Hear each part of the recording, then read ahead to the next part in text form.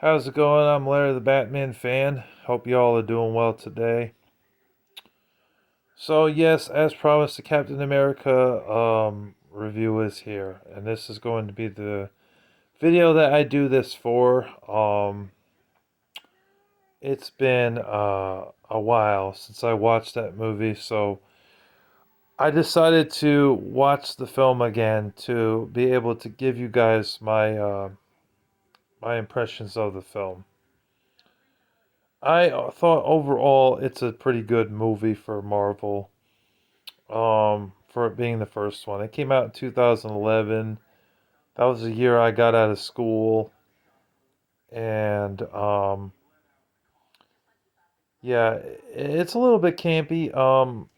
There's one part of the movie where there was some dancing going on and singing with these female actresses, although in the movie there were dancers. Um, And it is a bit slow going at times with the Captain America becoming Captain America because it was Steve Rogers that's who Captain America really is, but it took a little bit of time for that to get going. But after like 45 minutes into the movie, he's all suited up and he's kicking some butt and beating the bad guys up, you know. Um, the action scenes in this were pretty good. I know that they used CGI to make it more realistic. And there is a surprise that one of his best friends falls off the train and dies. You know, he also does spark up a love interest, apparently. There's a woman that he meets that likes him. Well, he briefly gets into a relationship with another woman in the film, but he wasn't really interested in her. It was more her interested in him.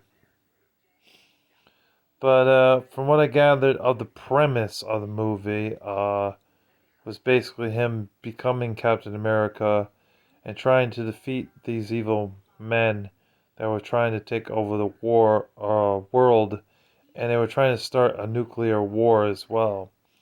So he and this girl worked together to try and stop the um, the Red Skull and his henchmen. There was some other army guys in the film that also appear in scenes here and there. They don't have as big of a role as the guy that plays Captain America, obviously, but they're here and there in the movie, and they kind of help him out as well in the film. And the ending was a big surprise from watching it again. I didn't watch it today or yesterday, but on the previous day off I watched the film again because this is a review, obviously. I need to be able to talk about it, right? It's been a while since I saw it, so I had to watch it again. But yeah, I like the scenery in the film and where they filmed the train scene where the train's moving. Captain America's using his shield and punching the bad guys. And there's these like Nazi type of guys with guns that are shooting at him, but he's dodging bullets. I thought that was a pretty good scene. The scenery for a lot of the movie is good. But I just feel like that particular scene stands out because you see the beautiful mountains and things like that in the movie. So all in all, I give this movie a 7 out of 10, or a 7.5 out of 10. I mean, um, the second film is far better than this one, but I still enjoy this movie overall. But we will get to the second and third Captain America movie. I know there's four. There's also A Brave New World. I have never seen that one. I know it came out last year, I think. Yeah, I never saw that one. But I have seen the original three.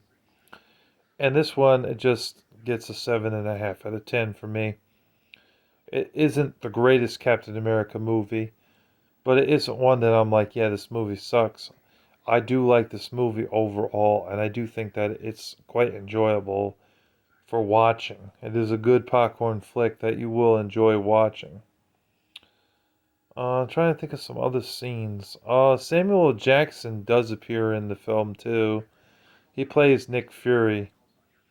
Um, he's one of the heads of Shield, is what they were called. Hence the name. In the comic books, Nick Fury headed the Shield or agent of Shield. Although the comic books I had portrayed him as a white man, and here he's obviously played by a black man. But I'm not racist. I don't really care. But I do believe that comic books should be, they should look like the character. They should fit the character personally. But yeah, he does appear in the film, and I think he does a pretty good job as Nick Fury, playing the part of Nick Fury in this film. Um, there was this scene where the Red Skull is telling the guys to shoot Captain America, and he's just destroying all these characters, and he's jumping from tank to tank. The tanks can't even catch him.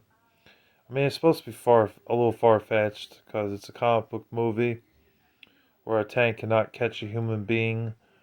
So it would kind of seem like that's bullshit, but it's just a movie, you know what I mean? So it's meant to be.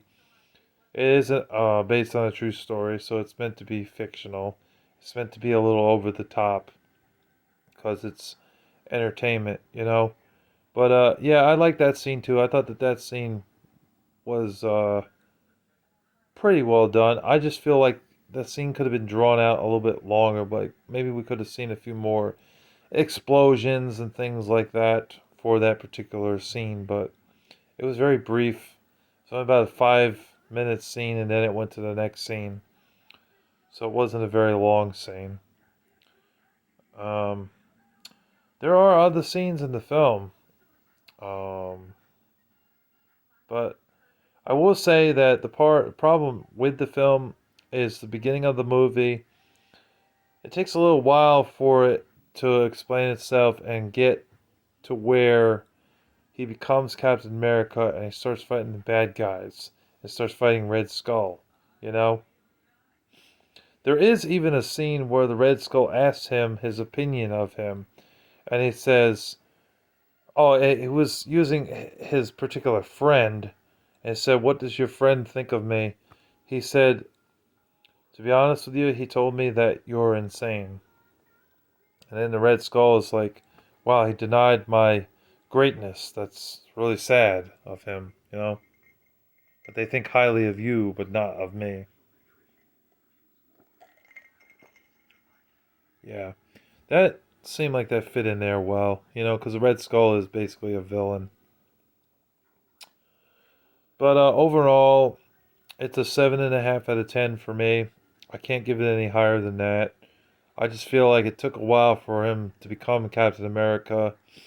I understand he got to explain the origins and everything to all these newcomers and people who don't know who or what Captain America is, but it makes the movie drag a bit and not as compelling, I feel.